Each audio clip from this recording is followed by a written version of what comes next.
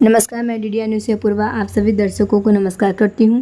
अपराध पत्रकारिता का बदलता स्वरूप और नए कानून का मान्यता प्राप्त पत्रकार समिति ने आयोजित किया संगोष्ठी, जिसके मुख्य अतिथि एसएसपी गोरखपुर गौरव ग्रोवर व मुख्य वक्ता एसपी ओवीडी मिश्रा, अध्यक्ष अरविंद राय, वरिष्ठ अधिवक्ता जेपी सिंह आदि लोगों ने नए कानून पर प्रकाश डाला। खबरों में आगे देखें। आयोजित आज की इस गोष्ठी में जो हमारे मान्यता प्राप्त पत्रकार, रादर मैं सुझाव दूंगा मान्यता प्राप्त प्रकाशनाथ कर दिया जाए तो ज्यादा अच्छा रहेगा, क्योंकि ये शब्द मैंने अभी कुछ ही दिन पहले सुना और समझा है। एक पत्र में हमने पढ़ा कि प्रकाशनाथ लिखा था, तो हम एक दिन तक हम डीएम साहब ढूंढते रहे कि व्यक्ति है कौन है। फिर हमको पता चला कि नहीं, ये जो पत्रकार महोदय होते हैं या जो प्रिंटिंग प्रेस बेसिकली जो प्रिंट करते प्रकाशन करते हैं, उनके लिए जो आधिकारिक वर्ड यही है। तो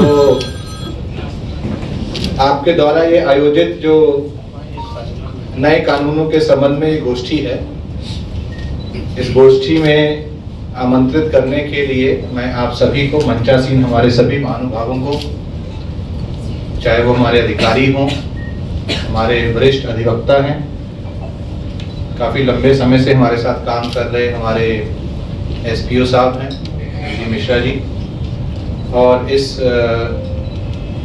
हॉल में जितने भी हमारे पत्रकार बंधु हैं, आप सबसे कभी ना कभी तो हमारी जरूर मुलाकात कहीं ना कहीं जरूर होती रहती है। कुछ लोगों से हम लोग अक्सर मिलते हैं, कुछ लोगों के साथ बातचीत होती रहती है। आज का ये बहुत ही एक इम्पॉर्टेंट टॉपिक है और 1 जुलाई 2024 से जो नए कानून, विशेष रूप से जब अंग्रेजों का शासन था तब से जो कानून पहले से चले आ रहे थे, विशेष रूप से आईपीसी, सीआरपीसी, एविडेंस एक्ट, अब वो कानून एक तरह से स्वदेशी कानूनों में तब्दील हो गए हैं। होना भी चाहिए। समय के साथ परिस्थितियां बदलती हैं, समय के साथ अपराध, अपराधी और अपराध करने का तरीका बदलता है, और जब अपराधी और अपराध करने का तरीका बदलता है तो उसको इन्वेस्टिगेट करने का, उसको माननीय न्यायालय में एविडेंस इकट्ठा करके उसमें चार्जशीट प्रस्तुत करने का, और फिर उसके बाद उसका ट्रायल के समय पर जो भी औपचारिकताएं होती हैं वो भी समय के साथ बदलती हैं। और मुझे लगता है जो नए हमारे कानून आए हैं, जो उसमें चेंजेस की गई हैं, ये भविष्य को देखते हुए भविष्य में कैसी परिस्थितियां होंगी, टेक्नोलॉजी का कैसे इस्तेमाल होगा और कैसे हमारी इन्वेस्टिगेशन की विश्वसनीयता बनी रहे, कैसे जो ट्रायल है या विश्वसनीयता हमारी इन्वेस्टिगेशन की है, वादी के लिए और प्रतिवादी के लिए दोनों के साथ न्याय करे, अन्याय किसी के साथ भी ना हो। अगर वादी ने मुकदमा लिखवाया है तो उसके साथ भी न्याय हो, और जिसके ऊपर मुकदमा लिखा गया है, चाहे वो इन्वेस्टिगेशन हो, ट्रायल हो, अंत में न्याय होना चाहिए, जिससे ये लगे कि पूरी प्रोसेस की पारदर्शिता। इस शब्द की सार्थकता आज के इस आपके जो विषय वस्तु है, इस पे महत्वपूर्ण तरीके से लागू होता है। शायद इसकी महत्वपूर्ण विषय वस्तु को ध्यान में रखते हुए नए कानून में एक सेक्शन भारतीय न्याय संहिता में 73 स्पेशली आपके लिए जोड़ा गया। ये मैं आपको बहुत जिम्मेदारी के साथ बता रहा हूं कि सिर्फ प्रेस के लिए सेक्शन 733 जोड़ा गया। क्यों जोड़ा गया वो भी हम आपको बताते हैं।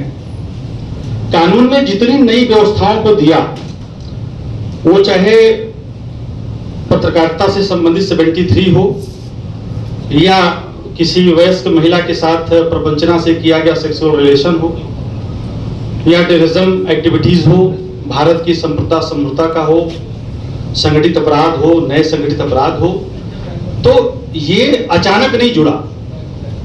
ये सारे मामले विगत 10 वर्षों में किसी न किसी मामले से माननीय सर्वोच्च न्यायालय के समक्ष पहुंचे और उसकी मीमांसा करते हुए सर्वोच्च न्यायालय ने, उस समय सर्वोच्च न्यायालय ने अपने निर्देश में ऑनरेबल कोर्ट के द्वारा सेंट्रल गवर्नमेंट को डायरेक्शन दिया गया कि आप इस पर कानून बनावें। और उस परिप्रेक्ष्य में ये 73 का कानून बना। एक पिटीशन फाइल किया था ये कुलदीप सेंगर विधायक जी, जो इस समय आजीवन कारावास काट रहे हैं सुप्रीम कोर्ट में। तो उससे कई मामलों में अभियुक्तों ने जब सुप्रीम कोर्ट के समक्ष अपनी अपील फाइल की, तो उस अपील में उन्होंने ये कहा कि साहब हमको तो सजा पत्रकारों के नाते हो गया। और बाकायदे उन्होंने इस पिटीशन में पूरा पहला रखा कि साहब इन्होंने एक बाकायदे सीरीज चलाया कि इनके विरुद्ध ये साक्ष्य, इनके विरुद्ध ये साक्ष्य, और एक माहौल खड़ा कर दिया। और जो इन्होंने माहौल खड़ा कर दिया वही एविडेंस के रूप में आ गया और मैं सजा पा गया। लिहाजा ये तो फिर जो सीआरपीसी का 153 से आया, और ये मुझे लगता है बहुत ही एक रिवोल्यूशनरी स्टेप है पॉजिटिव डायरेक्शन में। तो हम सब लोगों को अभी सरकार द्वारा ये भी बताया गया है कि हर एक आईओ को सरकार द्वारा वो गैजेट्स प्रोवाइड किए जा रहे हैं, मोबाइल फोन्स अभी प्रोवाइड किए जाएंगे सभी को। हर एक आईओ की एक यूनिक आईडी होगी जिसमें वो उस आईडी के तहत वो सारे एविडेंसेस हैं वो सारे अपलोड किए जाएंगे। और वो एक क्लाउड, जब जजमेंट होना हो या फिर जज उसको जब ट्रायल में देखेगा तो सारे एविडेंसेस उसके सामने रिफ्लेक्ट करेंगे उस समय। तो कहीं भी कोई फाइल खो जाना जो होता है ना कोर्ट में, तो फाइल ही खो गई भला माफिया की, अब वो फाइल खोने की स्कोप नहीं रहेगा, क्योंकि हर एक एविडेंस आपका मोस्टली या इलेक्ट्रॉनिकली या फाइल के रूप में हर चीज़ ऑनलाइन है। आपका एफआईआर कटना है, पर्चा है, जो भी जितने भी पर्चे हैं सब सीसीटीवी से कट रहे हैं, एफआईआर हो रही है सीसीटीवी से कट रही है, सारे एविडेंसेस हैं वो ऑनलाइन है। अगर कोई व्यक्ति भगा हुआ नहीं आ रहा है, उसकी एब्सेंट में उसकी ट्रायल हो जाएगी, उसकी एब्सेंट में उसको सजा हो जाएगी। अगर वो नहीं आएगा तो आप उसको बुला रहे हैं, नहीं आ रहा, व्हाट्सएप पर भेज दीजिए, व्हाट्सएप पे उसको डिलीवर हो गया, it will be treated as delivered. तो जरूर बहुत सहूलियत दी है, लेकिन साथ साथ में पुलिस को भी अकाउंटेबिलिटी दी है, लेकिन आम जनता को भी जागरूक होना बहुत जरूरी है कि उसके क्या क्या अधिकार हैं। प्रिंट मीडिया ने और इलेक्ट्रॉनिक मीडिया ने जब कानून आए थे 1 जुलाई से 15 जुलाई तक लगातार मुहिम चला के लोगों को हर एक एस्पेक्ट से आप लोगों ने रूबरू कराया, और भी इस तरीके की तमाम गोष्ठी और भी आयोजित की जानी चाहिए, जिससे मुझे लगता है कि लोगों में और जागरूकता हो और हर व्यक्ति को अपना अपना ड्यूटीज और लाइबिलिटीज क्या क्या पता होनी चाहिए। मुझे जो सबसे अच्छी चीज़ लगी वो 2 सेक्शन सरकार ने बनाए हैं ऑर्गेनाइज क्राइम के। तो हर चीज़ में गैंगस्टर एक्ट की तैयारी करने की जरूरत नहीं पड़ेगी। सेक्शन 111 और 112 में आप वहीं पे ही उसको चोरी कर रहा है और एक गैंग मिली है उसके साथ में वो सेक्शन भी लगा सकते हैं। And that will be also कि it is an organised crime, चाहे पेटी ऑफेंस हो चाहे सीरियस ऑफेंस हो। तो बहुत अच्छा मतलब न्यू वेलकम है क्राइम्स का, लेकिन सिविल लिबर्टी का भी हम सब लोगों को ध्यान रखना पड़ेगा। आप यहाँ पे मुझे बुलाया, आप लोगों को और नहीं करना चाहूँगा, संडे का दिन है। पत्रकारिता हुआ कैसे करें, हम लोग चाहते थे कि हमारे जो साथी हैं, पत्रकार साथी हैं, उसके बारे में जानें। हमने एक पहल की, कुछ विद्वत लोगों को बैठाया कि आप उनसे कुछ सीखें। मित्रों, एसपी नाथ साहब ने एक शब्द का इस्तेमाल किया, धुप्पल। शायद धुप्पल का शाब्दिक अर्थ बहुत कम पत्रकार साथी जानते हों, लेकिन उसके भाव को समझते होंगे। सभी भैया, अब धुप्पल की पत्रकारिता करने वालों को डरना पड़ेगा नए कानून में। धुप्पल की पत्रकारिता करने वालों को जेल भी जाना पड़ेगा इस नए कानून में। मिश्रा जी ने जो बात कही है, संभव है कि बहुत सी बात कहने का तरीका अपना अलग होता है, करने का भी तरीका अलग होता है, लेकिन डराने की बात है कि अब धुप्पल की पत्रकारिता करना छोड़िए। घटना स्थल पर जाइए। किसी को गोली लगी है तो जो आप छाप देते हैं कि पेट में गोली है लगी है और गोली सिर पर लगी होती है, तो अब ऐसी पत्रकारिता छोड़ना पड़ेगा, आपको मौके पर जाना पड़ेगा।